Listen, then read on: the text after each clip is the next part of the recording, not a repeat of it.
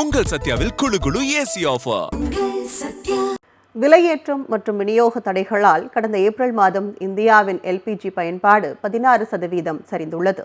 பெட்ரோலிய அமைச்சகத்தின் கீழ் செயல்படும் பெட்ரோலிய திட்டமிடல் மற்றும் பகுப்பாய்வு பிரிவு வெளியிட்டுள்ள புள்ளி விவரங்களின்படி இந்த ஆண்டு ஏப்ரல் மாதம் உள்நாட்டு எல்பிஜி நுகர்வு கடந்த ஆண்டின் இதே மாதத்துடன் ஒப்பிடுகையில் 16.16% குறைந்துள்ளது.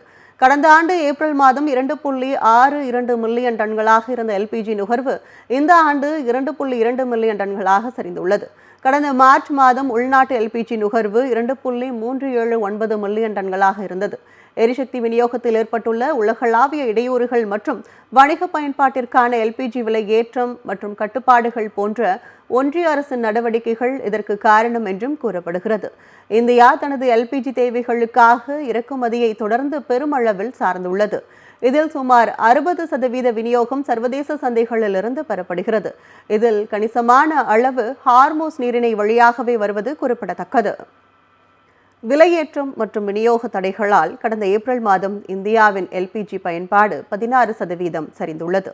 பெட்ரோலிய அமைச்சகத்தின் கீழ் செயல்படும் பெட்ரோலிய திட்டமிடல் மற்றும் பகுப்பாய்வு பிரிவு வெளியிட்டுள்ள புள்ளி விவரங்களின்படி இந்த ஆண்டு ஏப்ரல் மாதம் உள்நாட்டு எல்பிஜி நுகர்வு கடந்த ஆண்டின் இதே மாதத்துடன் ஒப்பிடுகையில் 16.16% குறைந்துள்ளது. கடந்த ஆண்டு ஏப்ரல் மாதம் 2.62 மில்லியன் டன்களாக இருந்த எல்பிஜி நுகர்வு இந்த ஆண்டு 2.2 மில்லியன் டன்களாக சரிந்துள்ளது.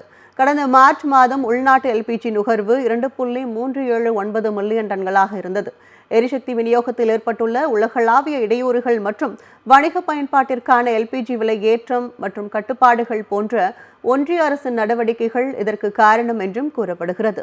இந்தியா தனது எல்பிஜி தேவைகளுக்காக இறக்குமதியை தொடர்ந்து பெருமளவில் சார்ந்துள்ளது. இதில் சுமார் 60% விநியோகம் சர்வதேச சந்தைகளிலிருந்து பெறப்படுகிறது. இதில் கணிசமான அளவு ஹார்மோஸ் நீரிணை வழியாகவே வருவது குறிப்பிடத்தக்கது. உங்கள் சத்யாவில் குளு குளு ஏசி ஆஃபர்.